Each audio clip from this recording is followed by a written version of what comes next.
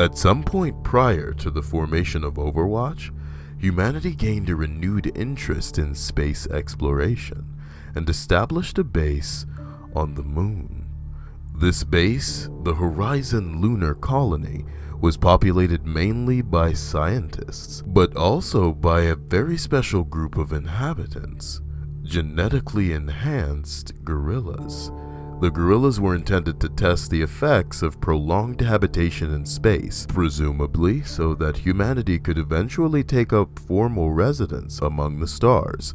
However, there was one gorilla who far exceeded any expectations. He displayed such rapid brain development that one of the scientists, Dr. Harold Winston, took the young gorilla under his wing and began teaching him, specializing in science, of course, and telling him tales of human ingenuity. Pretty soon, the young gorilla was helping out with experiments the scientists were conducting, and when he wasn't learning, he was staring out the window of his habitat at Earth, dreaming of what kind of possibilities awaited him there. Unfortunately, life on the moon base was abruptly altered forever when the other gorillas suddenly broke out in an uprising, killing the mission scientists and claiming the lunar colony for themselves. The gorilla hid himself away and took the name Winston after the scientist and father figure who'd raised him and taught him everything he knew. Winston wasn't completely out of luck, however.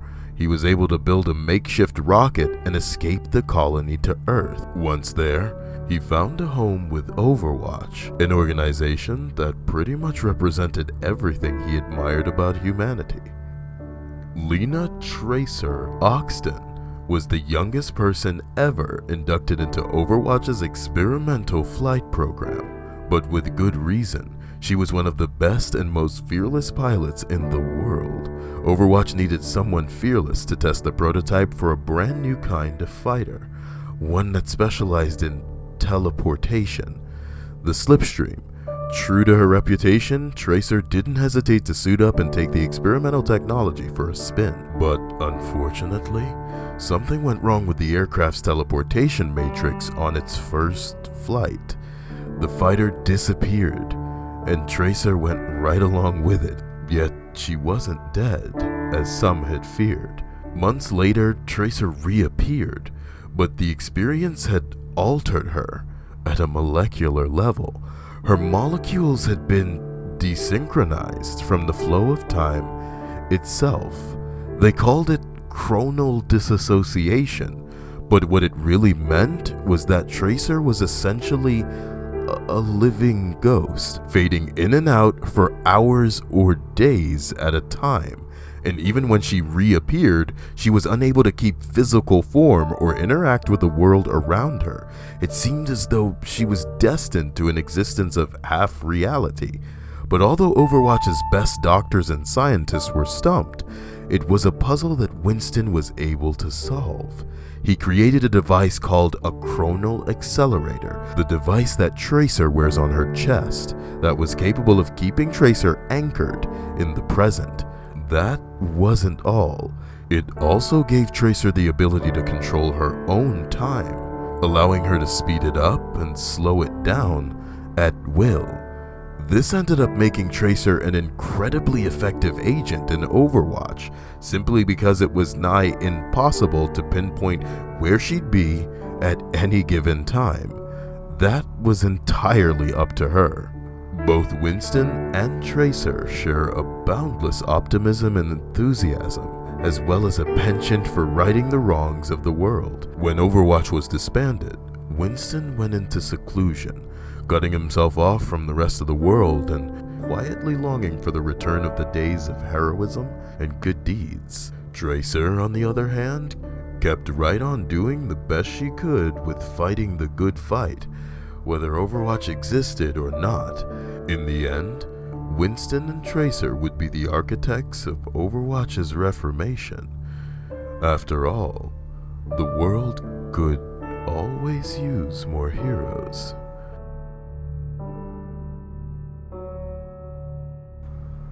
The Omnic crisis was a worldwide catastrophe for Earth. Omniums, the facilities that created the Omnics, weren't just relegated to one global region, which meant when the Omniums went rogue, the entire world was under attack. Overwatch put an end to the Omnic crisis, rounded up and destroyed nearly all of the Bastion combat units the Omniums had created. But they didn't destroy all Omnics. There were plenty left behind after the fighting was over, and their future was uncertain. And the world itself had a difficult time after the crisis was over too. Omnics had created economic equality, and the fallout from the Omnic crisis meant global economic upheaval. Tensions between the surviving Omnics and humanity were understandably at an all-time high, as humanity questioned the possibility of this kind of disaster happening again. Tentative peace treaties were signed between Omnics and humans, and some Omniums were returned to Omnic control. And that didn't go over very well in some parts of the world.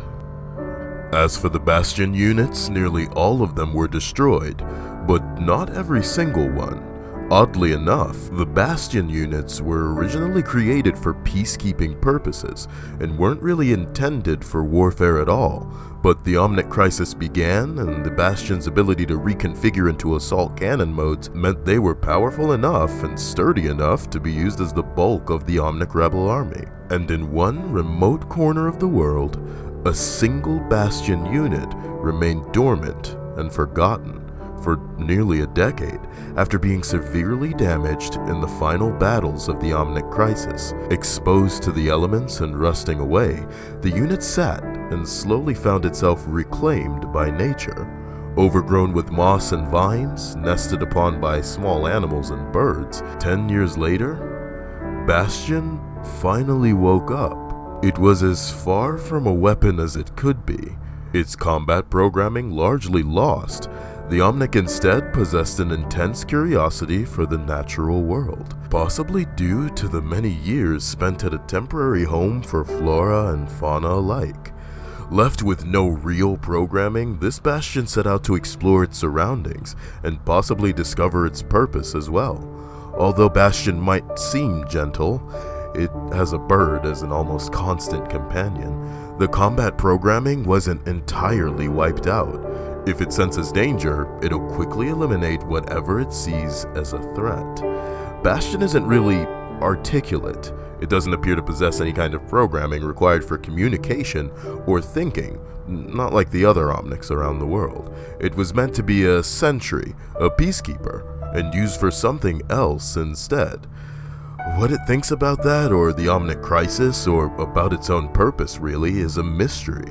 Unless Bastion is given some kind of way to communicate, its thoughts remain its own, and its wary regard for humanity means we aren't apt to gain any insight on its perspective anytime soon.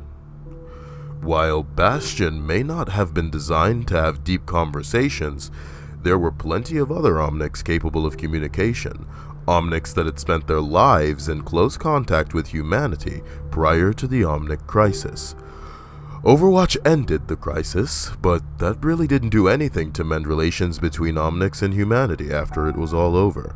In some regions of the world, Omnics were warily accepted. In others, peace treaties were signed, and in other places, Omnics were treated with outright derision, hostility, cast out from society.